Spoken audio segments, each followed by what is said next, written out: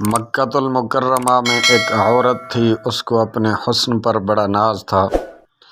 وہ ایک مرتبہ نہانے کے بعد کپڑے بدل کر اپنے بال سنوار رہی تھی۔ آئینے کے سامنے کھڑی تھی اور اپنے آپ پہ بہت فریفتہ ہو رہی تھی کہ میں بہت خوبصورت ہوں، حور پری جیسی ہوں۔ خاوند کو جب دیکھا تو اس نے بڑے ناز نخرے سے بات کی کہ ہے کوئی مرد ایسا جو مجھے دیکھے اور میری تمنا نہ کرے؟ تو خاوند نے کہا ہاں ہے، وہ شخص ہے عبید بن عمیر۔ یہ مسجد نبوی شریف میں مدرس اور خطیب تھے۔ تو میاں بیوی کا تعلق عجیب سا ہوتا ہے۔ آگے سے کہنے لگی تو دے مجھے اجازت، میں تجھے دکھاتی ہوں وہ پھسلتا کیسے ہے۔ خاوند نے کہا ٹھیک ہے، میں اجازت دیتا ہوں۔ خاتون کو اجازت مل گئی اور وہ نکلی، پھر مسجد کے دروازے پہ آ کر کھڑی ہو گئی۔ اب جب حضرت عبید بن عمیر رحمۃ اللہ علیہ مسجد نبوی صلی اللہ علیہ وآلہ وسلم سے باہر نکلے تو عورت نے پہلے اس طریقے سے بات کی جیسے کوئی مسئلہ پوچھنے کے لیے کھڑی ہو، تو مولانا کھڑے ہو گئے۔ اس دوران اس نے اپنے چہرے سے نقاب کو ہٹا دیا۔ اس کا خیال تھا کہ جب وہ میرے حسن و جمال کو دیکھیں گے تو فریفتہ ہو جائیں گے۔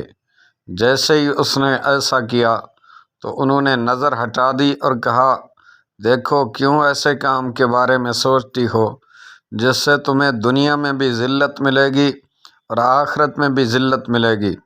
اب یہ الفاظ ان کے منہ سے اتنے درد کے انداز سے نکلے کہ وہ شرما گئی اور واپس آ گئی۔ شوہر نے پوچھا کیا بنا؟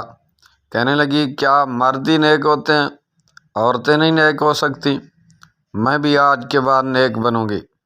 اس کی زندگی بدل گئی۔ اس کے بعد روز وہ خاوند سے پوچھتی عشاء کے وقت کہ تمہیں میری ضرورت ہے؟ اگر وہ کہتا ہاں تو وہ وقت خاوند کے ساتھ گزارتی، اور اگر وہ کہتا نہیں تو جبہ پہن لیتی اور ساری رات مصلی عبادت پر اللہ کے حضور سجدہ ریز ہوتی، عبادت کرتی رہتی۔ اس کا خاوند کہا کرتا تھا پتہ نہیں عبید بن عمیر نے ایک فقرہ بول کر میری بیوی کو نیک کیسے بنا دیا۔ شکار کرنے کو آئے، شکار ہو کے چلے۔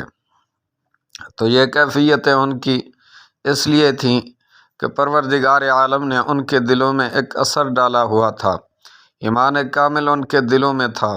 اور یہ نہیں کہ صرف بڑے لوگوں کو یہ حال تھا، بلکہ بچوں کا بھی یہی حال تھا۔ ایک باپ اپنے بیٹے کے ساتھ جا رہا تھا۔ اس نے راستے میں آم کا باغ دیکھا جس میں پکے ہوئے آموں سے درخت لدے ہوئے تھے۔ بچے کے باپ کی نیت میں فطور آ گیا۔ اس نے بیٹے کو بولا میں باغ میں آم توڑنے جاتا ہوں، تم یہی کھڑے رہو اور اگر کوئی نظر آیا تو مجھے آواز دے دینا۔ اور باپ باغ میں آم چوری کرنے کی نیت سے چلا گیا۔ چنانچہ جیسے ہی خوشے کے قریب پہنچا، بچے نے پیچھے سے آواز لگانا شروع کر دی اے ابا جان، اے ابا جان، کوئی ہمیں دیکھ رہا ہے۔ تو وہ گھبرا گیا اور ویسے ہی واپس آ گیا۔ آ کے دیکھا تو کوئی بھی نہیں تھا۔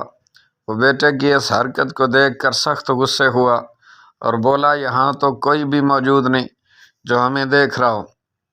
بیٹے نے کہا ابا جان، انسانوں میں سے ہمیں کوئی نہیں دیکھ رہا، مگر انسانوں کا پروردگار تو ہمیں دیکھ رہا ہے۔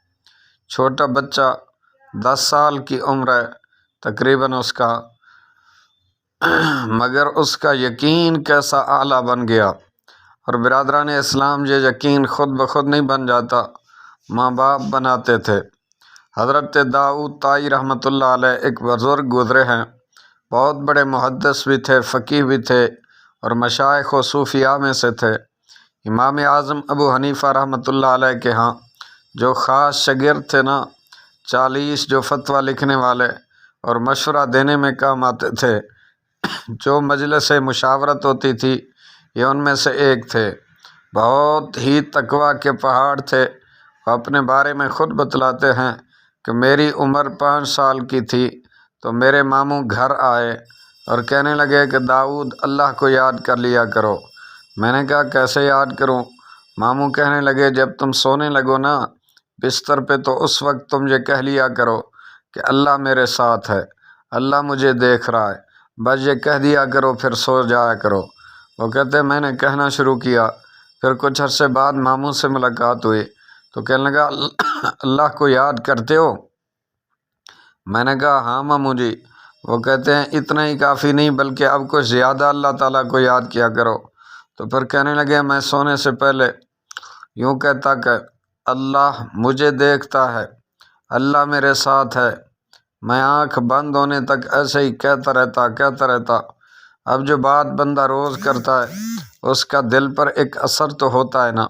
وہ کہتے ہیں کہ میں بچہ تھا، ان الفاظ کے بار بار کہنے اور دہرانے سے میرے دل میں اللہ سبحانہ و تعالیٰ کا اسم پاک ایسا مستحضر ہو گیا اور مجھے اللہ تعالیٰ کا ایسا استحضار آ گیا کہ بچپن میں ہی دل میں یہ خیال پختہ ہو گیا کہ میں نے آئندہ زندگی میں اپنے مالک کائنات، اپنے خالق و مالک اور رازق اللہ سبحانہ و تعالیٰ کی ساری زندگی بھر کوئی نافرمانی نہیں کرنی۔ اللہ اکبر کبیرہ۔ بچوں کا والدین کس قدر پختہ یقین بنایا کرتے تھے۔ پیارے دوستو، اگر آج ہم کوشش کریں تو یہ ساری نعمتیں ہمیں پھر سے مل سکتی ہیں۔